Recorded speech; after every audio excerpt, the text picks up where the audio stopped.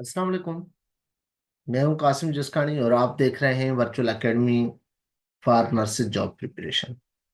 हमारी nursing knowledge series का ये 10वां वीडियो है और आप इसके through Sindh public service commission, federal public service commission, Punjab Balochistan KPK public service commission के अलावा जो भी टेस्टिंग सर्विस हैं वो नर्सिंग कमीशंस के लिए स्टाफ नर्स, सीनियर नर्स या नर्सिंग इंस्ट्रक्टर की टेस्ट ले रही हैं तो उसके लिए प्रिपरेशन कर सकते हैं।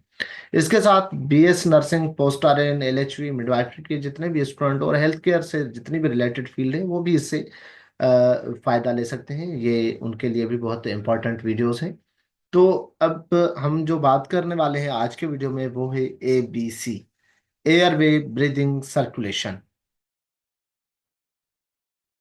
बहुत ही इंपॉर्टेंट टॉपिक है ये। और आप इससे रोजाना जो प्रैक्टिस है हमारी हॉस्पिटल के अंदर या हम स्टडी करते हैं उसके अंदर, तो उसमें इसकी बहुत इम्पोर्टेंस होती है। ABC हम जितने भी पेशेंट हों उसके अंदर जो डायग्नोज करते हैं, उसको असेस करते हैं, तो उसके लिए एक नमूनिक यूज होता है जिसको कहते हैं हम ABC। और उस ABC का जो फुल फॉर्म होता है airway, A for airway, B for breathing, C for circulation.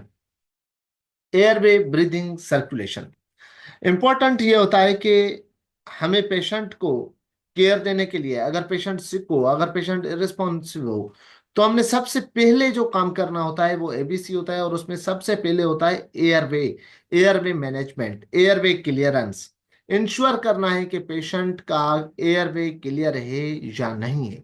अगर एयरवे क्लियर नहीं होगा तो हम जो भी ऑक्सीजन सप्लाई दें, एबू बैगिंग करें, माउथ टू माउथ ब्रीथिंग दें, वो उस पेशेंट को सप्लाई नहीं होगा। तो क्या होगा कि आस्क यूर सेल्फ में इसमें एक चीज दी गई, can the patient successfully breathe oxygen in and breathe carbon dioxide out. जब हमारी रेस्पिरेशन होती है तो उसमें क्या होता है, गैसेस एक्सचेंज होते हैं। तो गैसेस एक्सचेंज में जो चीज होती है वो कौन सी होती है? ऑक्सीजन इन करते हैं, इनहेल करते हैं, और कार्बन डाइऑक्साइड को एक्सहेल करते हैं। जब पेशेंट का ऑब्स्ट्रक्टिव हो, कि उसका एयरवे ऑब्स्ट्रक्टिव है, वो चॉकिंग हो गई हो पेशेंट को, टंग जो है वो कर्व्ड हो गई हो, स्वेलिंग हो एयरवे के अंदर, फॉरेन बॉडी चौक हो गई हो, तो पेशेंट के जो सिम्टम होते हैं वो कौन से हो सकते हैं? उस पेशेंट के स्टाइडर होगा, गेस्पिंग होगा, और पेशेंट साइनोसिस। साइनोसिस से पेशेंट की ब्लू बॉडी जो है उसका कलर चेंज हो जाएगा।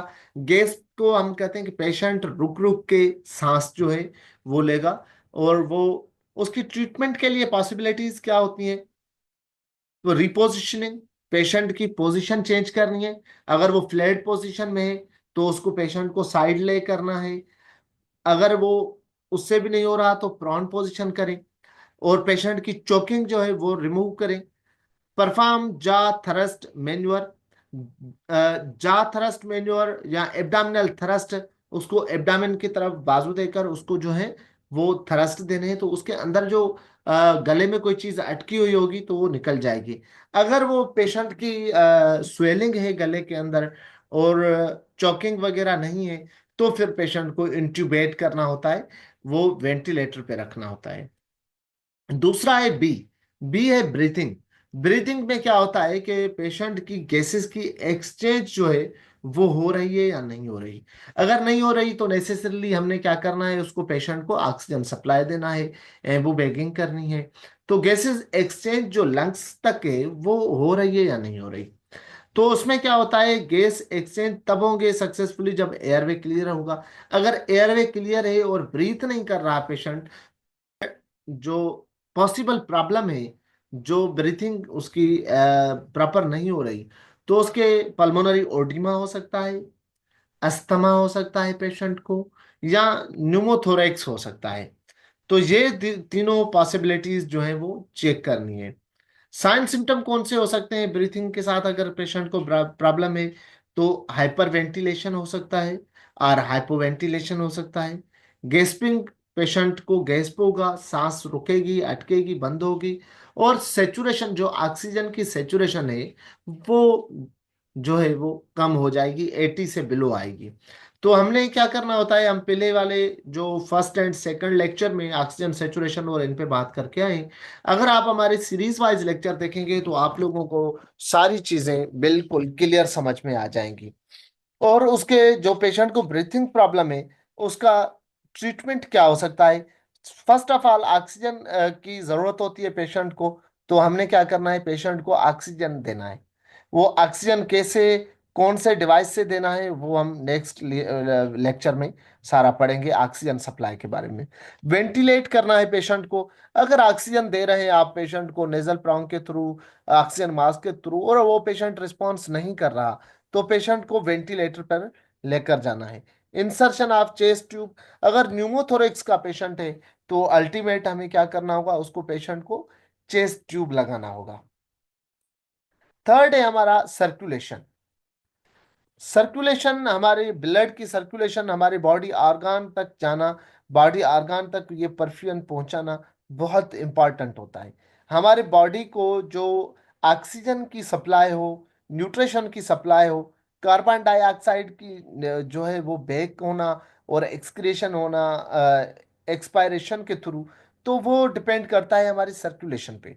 इसलिए सर्कुलेशन जो हार्ट की पंपिंग है, पंपिंग के बाद हर ऑर्गन और टिश्यू और सेल तक ब्लड का पहुंचना हमारी बॉडी के जिंदा रहने के लिए, वाइटल फंक्शनिंग के लिए बहुत अहम होता है। पॉसिबल प्रॉब्लम क्या होते हैं सर्कुलेशन के साथ? कार्डियक अरेस्ट, पेशेंट को हार्ट जो है वो सर्कुलेशन जो है वो बंद हो जाए। इंटरनल और एक्सटर्नल ब्लीडिंग, पेशेंट की ब्लीडिंग की वजह से उसका ब्लड लॉस हो जाए, तो सर्कुलेशन में ब्लड का वॉल्यूम कम हो जाएगा। वो हेमोरेज की वजह से हो, डायरिया की वजह से हो, या फिर किसी भी और वजह से हो, तो पेशेंट जो है हेमोरेजिक शॉक में चला जाएगा। शॉक के साथ पेशेंट हो, आइदर वो हाइपोवॉल्यूमिक शॉक हो, कार्डियोजेनिक शॉक हो, डिस्ट्रीब्यूटिव शॉक हो, जिस भी टाइप का शॉक हो, सेप्टिक शॉक हो, तो उससे भी ये सर्कुलेशन का प्रॉब्लम हो सकता है। कार्डियक इर्थिमियासिस हो पेशेंट को, तो वो भी काज बन सकता है सर्कुलेशन का। इसलिए हमने 3 पॉइंट जो है, एयरवे, ब्रीथिंग एंड सर्कुलेशन, ये बॉडी के लिए जिंदा रहने के लिए बहुत अहम होते हैं। अगर पेशेंट को सर्कुलेशन के साथ कोई प्रॉब्लम है, दिल की जो धड़कन है, जो दौरा है रक्त का, खून का, उसके साथ कोई अगर प्रॉब्लम हो, तो फिर उसके सिम्टम कौन से हो सकते हैं? Thread, week pulse. अगर पल्स हम धड़कना दिल का जो वो चेक करते हैं, तो वो बिल्कुल थ्रेड होगा, बिल्कुल स्लो होगा, बिल्कुल कमजोर होगा। पल्स रेट यहाँ तो कम हो जाएगी। हम जो धड़कन है नॉर्मल, हम क्या कहते हैं, 60 to 100 तक हार्ट बीट जो है वो नॉर्मल हम काउंट करते हैं, 72 उसका एवरेज निकालते हैं। तो वो कम हो जाए या फिर पल्स ही ना मिले पेशेंट की, तो हमें शॉक देने की जरूरत पड़ती है, पेशेंट को डिफेब करने की जरूरत पड़ती है। पेशेंट पेल हो जाए, इसका मतलब है कि उसकी एचपी लेवल कम हो जाएगी, ब्लड उसके अंदर कम है, इसलिए पेशेंट पेल है। ऑब्वियस ब्लीडिंग, या ब्लीडिंग हम देख भी रहे हैं कि पेशेंट को ब्लीडिंग हो रही है, तो ये उसके कॉमन सिम्टम हो सकते हैं। तो हम ऐसे पेशेंट को बेसिकली ट्रीट कैसे करें? बेसिक जो ट्रीटमेंट है उसमें सबसे पहले, अगर ब्लीडिंग हो रही है तो हमें ब्लीडिंग को रोकना है। दूसरा, अगर पेशेंट को कार्डियक अरेस्ट हुआ है, दिल उसकी धड़कना बंद हो गई है, पल्स उसकी नहीं मिल रही, तो हमने पेशेंट को सीपीआर करना शुरू कर देना है। कार्डियो पल्मोनरी रिससिटेशन, रिससिटेट करना है पेशेंट को, हमने रेस्क्यू करना है। ठीक है। और उसके अलावा पेशेंट को अगर वॉल्यूम कम हो गया है, तो हमने पेशेंट को ट्रांसफ्यूज करना है, ब्लड ट्रांसफ्यूजन देना है, पेल है पेशेंट, ब्लड लॉस हो गया है। उसके अलावा वॉल्यूम एक्सपांडर, हेमाक्सिल है, नॉर्मल सेलाइन है, फ्लूइड जो है हमने पेशेंट को देना है, देन फर्दर उसकी ट्रीटमेंट होगी। ये था हमारे 10th लेक्चर का, 10th वीडियो का टॉपिक। आप इसमें देख रहे हैं airway, nose, mouth and pharynx, larynx.